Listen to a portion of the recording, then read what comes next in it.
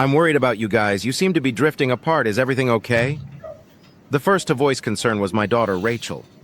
I acted like a father, even though Rachel was 21 years old, and assured her that we were fine. But at the same time, the gears in my head began to slowly turn. Was it? I trusted my wife Moira with my life. We had been together for 23 years, but Rachel is right. Something was wrong. Not everything with us was perfect, but it was pretty damn good. However, ever since Rachel left home, it's like we've drifted apart. I've tried a lot, suggested dates, trips, and spending time together. The typical response to my attempts was, "That sounds lovely, Ian, but I'm going to be busy for the next few weeks, so let's do it next month." Moira seemed more interested in her friends, volunteer work, and hobbies. She was at lunch almost every day, not with me, and if even Rachel noticed this, it must be worse than I thought. Moira is an attractive woman. She has a great sense of style and a warm, disposable personality. I'm doing well, decent job and income, keeping myself in good physical shape as I approach my 5th decade. I thought back to happier times, including our wedding day when I felt like the happiest person in the world. It went perfectly, although the best man's speech was a little more awkward than I would have liked, with references to a rather raucous stag party. Besides, I didn't remember much from it. One thing about Moira's hen party was a bit odd. Along with all the girls, her best friend Vince Hurst took part. I didn't pay much attention to it. They were very close friends. I wondered if he was gay because I didn't see any girls around him, but I didn't see any guys either. They often met up for a drink or a meal, and I felt a little awkward about it, so I asked Moira about their relationship. She assured me that there had never been, and never would be, any romantic element to their friendship. I believed her completely. Moira just couldn't lie. She prided herself on her openness and honesty. After we got married, we moved to another city for a better job, and everything worked out well. We both had a new circle of friends, and it didn't upset me that Moira would see Vince less often, even though they still talked to each other. We began married life, and almost 2 years later, we had our first, and, as it turned out, only daughter, Rachel. Moira slipped easily into the role of caring mother, and we couldn't have been happier. Years later, when Rachel moved in with friends, Vince took a job closer to our home. Moira had lost touch with some of her old girlfriends and seemed to jump at the chance to renew her friendship with Vince. There were dinners, drinks, and getting to know each other's lives. This brought me back to Rachel's comment. She's right. We seemed to have drifted apart, and I was feeling a little neglected, not helped by the fact that we both miss Rachel. Moira's social media posts with Vince contributed to this, as did the comments asking if he was her husband. Moira's 47th birthday party at our house compounded my feelings. She was constantly around Vince, laughing and joking with their mutual friends. Anyone who didn't know would have thought they were a married couple. It was our longtime neighbor and good friend Linda who caught me off guard. "Are you all right, Ian? Do you look a little out of sorts?" I tried to evade answering, but she knew me well and pressed on until I shared my concerns. "You guys are okay, aren't you? I know Vince is a good friend. We can have friends of the opposite sex. Come to think of it, it's the same as you and me." "I don't know, Linda. It seems to me that if you and I spent as much time together as those two, we would develop a deeper relationship, and who knows where that would lead." I guess that Linda must have said something to Moira, because after a while she came up to me. "What did you say to Linda, and what was that nonsense about being ignored?" "Only that my wife didn't talk to me all evening, but she had plenty of time for everyone else." "We're hosting, and I'm supposed to go through everyone who came." "Except you didn't. You can't get away from Vince." I saw the rage in her eyes. "What are you talking about? You're being ridiculous and petty. We're just friends, and the fact that he's a man doesn't matter." "Really? You're infatuated with each other, and I'm wondering what else is going on." "Nothing else is going on, and you need to get a grip." She took a deep breath and rushed away. Damn, I felt awful. It was her birthday after all, and I was getting into an argument. No, we didn't speak for the rest of the evening, and things didn't improve over the next week. I tried to apologize, but failed miserably. And of course, there was no remorse on Moira's part. When we did talk, things didn't go well. She announced that Vince wanted her to go on a short weekend trip with him. I wondered if they had set this up to test me and see how I would react. The fact that it crossed my mind made me realize the trouble we're in. Once trust is lost, it's hard, if not impossible, to regain. And you want to go? You do? Given where we are, you're choosing that option at this point? We're friends and we get along very well. And there's nothing wrong with it, it's just a trip and I could use the rest. Yeah, well, I offered a lot of options and you flat out refused, but you made time for this one. So, where and when are you going to take a break from us? Moira lowered her gaze. It's a hot trip next weekend to Rome. Damn, so I can assume you've already said yes, and Rome is somewhere we've been meaning to go for years, but you've never been able to find the time. That's fascinating. Moira tried to soften her approach. Look, I know it's not ideal, Ian, but it's just for a few days. There's nothing sexual or romantic about it. You don't own me. You can't tell me who to be friends with, and it's only your jealousy that's causing the problem. I can't and don't want to control you, and yes, I am jealous when he gets so much of your time and energy. You have an emotional relationship with him. He already gets the best of you, dating and now trips too. It's not dating and it's not like that. I love you, not Vince. You do? It doesn't seem like it. Can I assume you talked to him about us, shared details of our relationship? It confused her. Sometimes he helps me see things from your point of view and think things through. Yeah, and that works amazingly well, doesn't it? I doubt he and I see things the same way, and you're more distant than ever. Do you discuss our sex life? Not really, just bits and pieces. Come on, Moira. Even you must realize it's private, and you should never discuss it with him. You share more with him than you do with me, and it sounds like you're married to him, not me. Come on, Ian. That's not true. I'm your wife, but I can't let him down now. You're going anyway. The decision's already been made without my input. Since when did my opinion stop mattering? You don't value your opinion, you value yours and Vince's. As the trip drew closer and closer, I got the impression that Moira was regretting something, but didn't want to give up. I was glad to be at work when she hit the road on Friday morning.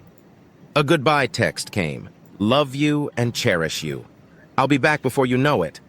I'll call you later. And I thought about going to a bar and getting drunk or going to my sister Janice's. We fight a lot, but she's always on my side when necessary and will happily cuss Moira out if she thinks it will help me. In the end, I did neither and decided to spend a quiet night at home contemplating my marriage. I needed to make some decisions. I didn't want this to continue. That night she called me, and after seriously considering not answering, I answered neutrally nonetheless. Hi. Hi, honey. We got here okay, and the hotel is lovely. I just wanted to get in touch with you. Yes, thanks for the call. At the very least, I know you are a safe one. We toured the Colosseum this afternoon, and this evening we will go to the Trevi Fountain and the Spanish Steps. It's really marvelous. Sounds like fun. All those places we wanted to see and talked about. I'll drop a coin in the Trevi and wish I could come back with you. You'll love it there. It won't be the same, Moira. I wanted to open all this with you as a couple. Don't turn this into another fight, Ian. I'm sorry for the way things turned out between us, and I'm sorry I left like this. I can't stop thinking about you. I'm telling you again, there's nothing going on between us. We're not having sex. She said nothing like she was talking to a 2-year-old. Well, you're in another country with another man, so there is something. Moira shouted, "Ah, you're impossible," whereupon the line cut off. I felt lonely and broken, and no one called on Saturday night. Once again, social media posts were not at all helpful. Rome looked amazing. There were a few comments from family members asking questions like, "Where am I?" And I noted the reply, "Away with friends for the weekend." Rachel called. She had seen the social media posts, but was still shocked when I confirmed that they were together in Rome. I recounted our conversations and how her mom was always going to make the trip no matter what. Rachel wanted to call her, but I insisted she stay out of it. It doesn't make sense. She thinks it's my fault for being jealous. She's not doing anything wrong, she says, and I'm overreacting. She seems to think that if they're not having sex, everything is fine. Well, maybe she's right, Dad. She's allowed to have friends, and traveling with friends is not unusual. Maybe you, jealous? I tried to suppress my irritation. Like I said, Rachel, you're better off staying out of it. There's a bigger problem that neither you nor your mom can see. When Moira came back during Sunday tea time, she tried to hug and kiss me. I didn't bother to stop her, but it was lukewarm and unenthusiastic. We tried to talk to each other, but it was awkward. With a few false starts, never before had I had to think before speaking to her. I sensed she felt the same way. I'm sorry I didn't call yesterday. My head is spinning, and I'm not used to you and me fighting. I missed you so much, but I had every right to go on this trip. I know we need to talk some more to work things out.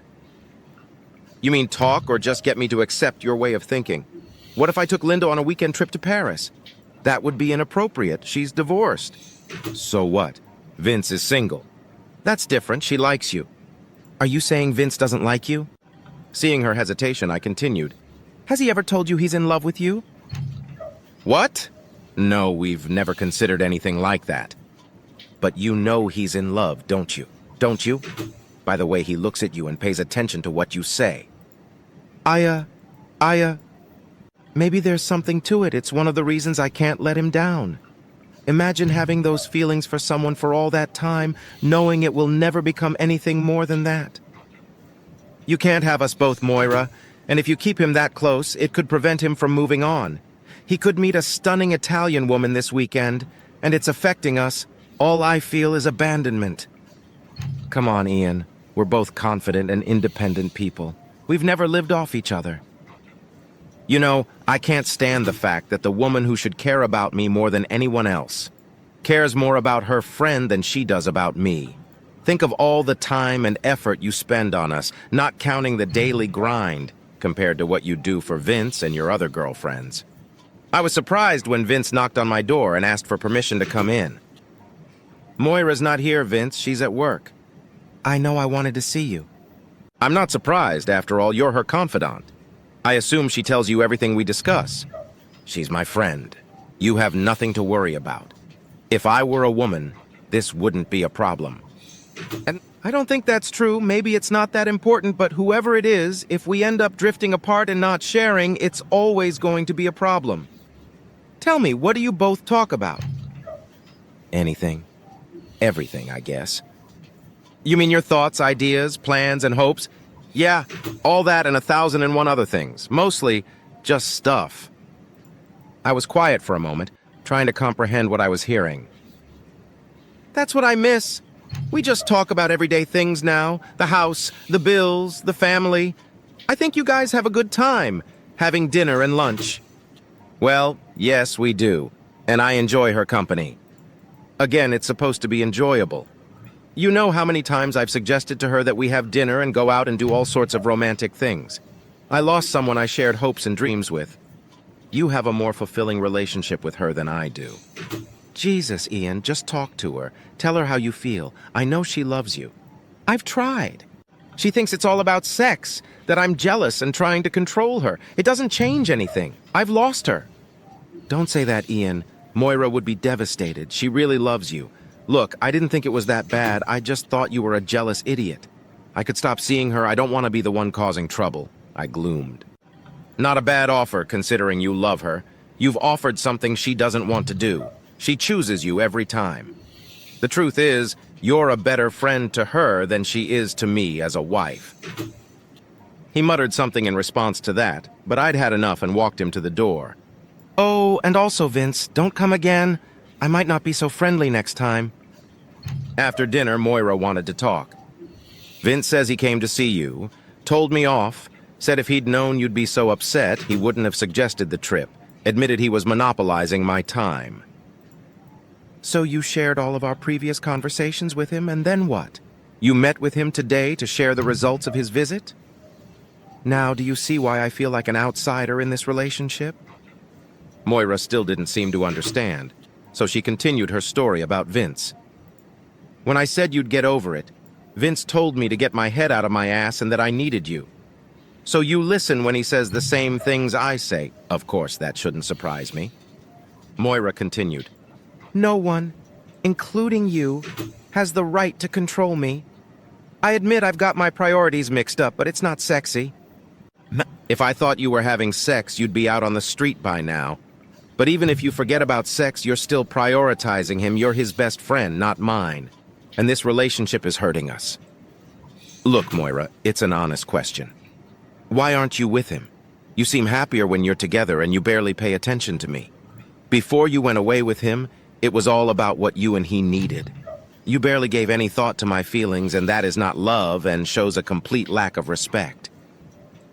I'm sorry. I love and respect you, but you're always fine. You're strong and dependable. That's not entirely true, Moira. I draw strength from our relationship. We're a team. We support each other. Here's a challenge. Don't retell this conversation to Vince. But he's bound to ask. Oh, damn it, I give up. Try respecting our relationship and prioritizing it over your friend. It shouldn't be that hard, Moira. There are 3 of us in this relationship, and I'm a distant third. Do you enjoy having 2 men chasing after you, while the man who's clearly in love with you continues to cling to you? Well, I'm out. I'm leaving. I'm going to go visit Janice. I enjoyed staying with Janice. She's a good conversationalist, and I felt like it's been so long since I've had someone around to support and care for me. It's been the complete opposite of my marriage lately. We have a lot of shared memories, and we both like to drink, so it was a nice release. It was nice to hang out with my nieces and nephews, as they are on the cusp of exploring the big world on their own. Honestly, I felt better and calmer than I ever have. Moira was in touch almost every day, asking when I would be back, frustrated and lost without giving any sign of it. She was sorry that things had gotten so out of hand and tried to see the situation from my point of view. Rachel was horrified when she found out I had moved out. Her mom was hysterical when she called her on the phone begging for me to come back. I arranged to have dinner with Rachel together to try and explain things. We went to a nice restaurant, and to our surprise, none other than Moira and Vince were there. We both saw them sitting in a booth, smiling and laughing. Just when I decided we shouldn't run away, Rachel burst in at their table. How could you? You're on the phone crying to me about how unreasonable Dad is and how you're having a bad time without him, and here you are having a great time. I can see how you have your priorities straight. Moira and Vince's mouths dropped open, her neck turning purple with embarrassment, and I stood back, quietly amused. Rachel's tirade continued. I don't blame him for dumping you, you self-centered bitch. She turned to Vince. As for you, why the fuck have you been dragging around a married woman for years like a lovesick puppy? Get your fucking life together and move on. Don't you see she likes having you at her beck and call? You're an absolute ego booster. She doesn't even have to sleep with you to make you happy. She turned to me. We're leaving. I couldn't even think of what to add and turned to walk out with her, leaving the stunned couple, not to mention the rest of the restaurant. I knew it was coming. Rachel almost made it to the car before bursting into tears, her legs shaking as I caught up with her and put her in the passenger seat. It took a while before she was able to speak. I'm sorry, Dad, you were right. I can't believe she's like this. Yeah, unfortunately, she still doesn't get it. Moira looked at her daughter in horror. What do you mean your father went to Paris with Linda? Well, Mom, that just proves you were right all along. I think Dad can have a girlfriend, just like you. No, he can't.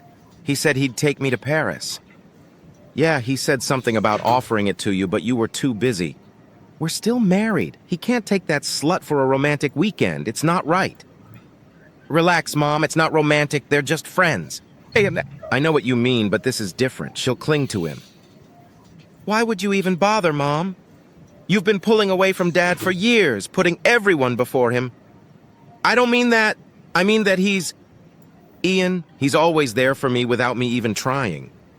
Well, you better refocus, and fast. This trip is platonic, but if you keep flicking your face, there will be other women who will be more than interested in Daddy. Once again, her daughter shocked her, so much so that it didn't even occur to her to reprimand her for repeatedly using the F word. Linda agreed to our plan. It was actually Rachel's idea to do the real thing, and she asked Linda if she agreed. I confirmed that this was the last option before considering divorce. We had a great time exploring the city, just as good friends.